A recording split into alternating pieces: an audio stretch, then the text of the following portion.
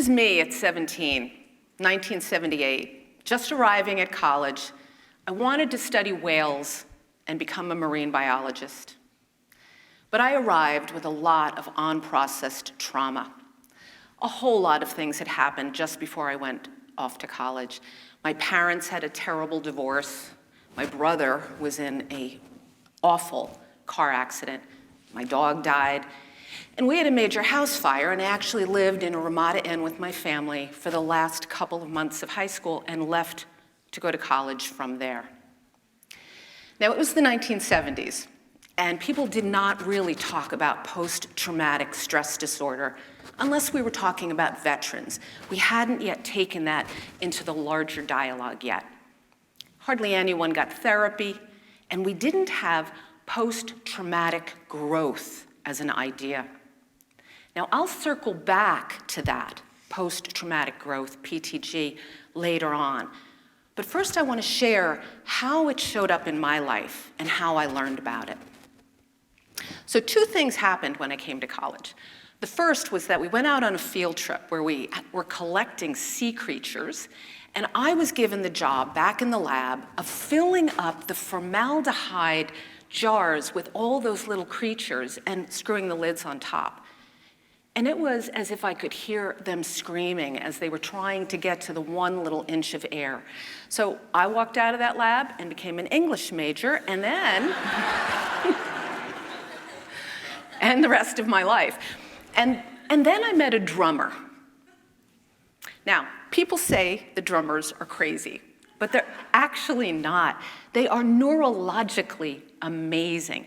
They've got something called independence, which is something in their brain that allows all 4 limbs to operate differently and hold the kind of rhythms that you and I like to dance to. He came off the stage one day and our eyes met, and you know what sometimes happens. We fell instantly in love. I remember that he had 70s sideburns and a long black ponytail and that denim jacket. But what I didn't know is that he had also come to college with a lot of unprocessed trauma, and he was masking a deep depression. One morning, I came out to my little blue Pinto, and there was a note on the front seat. His life had ended, and mine would be changed forever.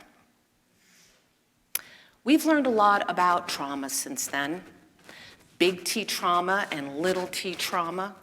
And we've also learned that suicide can be contagious, and that if someone in your life has died by suicide, it increases the likelihood that you may attempt it as well. And I was devastated. I felt that it was my fault, and no one got therapy. And I knew where there was a loaded rifle at the part-time job that I had behind a file cabinet. So one night, drunk from a party, I tried to hitchhike there, planning to use that rifle. And no one would pick me up until a carload of young men stopped, and 2 jumped out and started to chase me. And I suddenly went from wanting to end my life to wanting desperately to save it. So I started running. I was running through streets and alleys and behind people's houses and climbing over fences until I finally hit a fence that I couldn't climb over. And I literally got on my belly like a dog and crawled under that fence. But I came up into a beautiful garden, an amazingly curated, gorgeous secret garden in the middle of a distressed neighborhood. And there was an old man. I scared him so much that he jumped up and screamed. He sat me down on the bench next to him, and I remember he had a white afro that was glinting in the moonlight and bright, kind eyes. And he just asked me questions and listened with curiosity and tenderness. In the morning, he walked me to the edge of his yard where the gate was. And beyond that gate on the road, I remember all the broken glass that was out there, whiskey bottles and beer bottles. And he put a hand on my shoulder and he said, "Honey, you can see that as a road full of broken glass, or you can see it as a pathway strewn with glittering stars." Now, my drummer had broken my heart, and that old man saved me. But what happened next is that I met a whale, and that changed everything. I was walking down the hall one day because I wasn't able to go to class much, and a friend ran up to me and said, "We're jumping in the back of a moving van and going up to Provincetown on a whale watch, and do you want to come?" Why not? I did.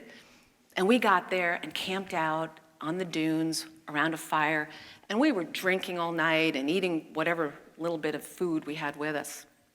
So the next morning, I was not in the best shape when we got on that boat. I was hungover, tired, and depressed, and we found some whales, but I just wasn't feeling it, and everybody was on one side of the boat, and I went to the other and just rested my arm on the railing and my chin, trying not to throw up. And I stood there puzzled because suddenly underneath the water, there was this churning turquoise and white, until I suddenly realized that it was a whale coming up directly in front of me, literally just beyond my outstretched hand. And that eye looked at me. We were right across from each other. And I felt its sentience, I felt its aliveness, I felt that I was seeing a wise old being and that it was seeing me back. After a couple of minutes, it slid back down and laid on its side, and it waved its flipper. I swear it felt as if it was saying goodbye to me. But that made me wonder, and I have been wondering ever since, why did my drummer succumb to despair, and somehow I was lucky enough not to? And that brings me back to post-traumatic growth, which is an idea that we can think about trauma a little bit differently. We go along in life at a baseline, and something happens, big trauma, or a bunch of little t traumas, and we go into a trough. And instead of just thinking that we can come back to that baseline, how can we get past where we even started? Learn more humility, compassion, understand more about what it means to be a human being. In other words, grow from and beyond the trauma. PTG is a different way of thinking about the suffering and the trauma that we all experience. I'm not saying this is easy, and I'm not talking about toxic positivity, pull yourself up by your bootstraps, keep calm and carry on. That's not what I mean.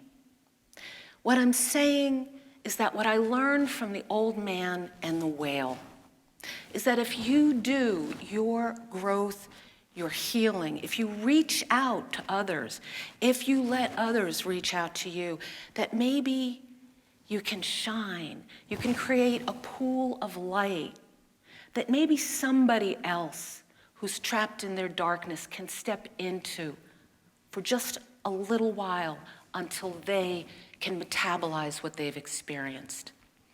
Because what they also taught me is that life is about connection. It is about interdependence, not independence. Living involves suffering, but really living means connecting with others and with the natural world as well. And so to remind myself of this, I have two tattoos, one on each shoulder. On one side, I have a whale diving, and on the other, a whale breaching. Because we all dive, we all go down, but we can rise. And I keep a little handmade bowl on my writing desk that's full of broken glass. It's a little weird, but whenever I go to the beach and I find sea glass or I drop a jar in my kitchen, I try to take a little shard of it and add to that. And that helps me remember the old man telling me about the glittering stars as a pathway with light through the dark that you sometimes might have to get through to wait for the next amazing thing that will come along if you get through that dark, like my whale. And I thank you for listening to my story, and I dedicate it to my lost drummer and to all the people who are still out there who mourn him. I hope I hold him and honored him today. Thank you.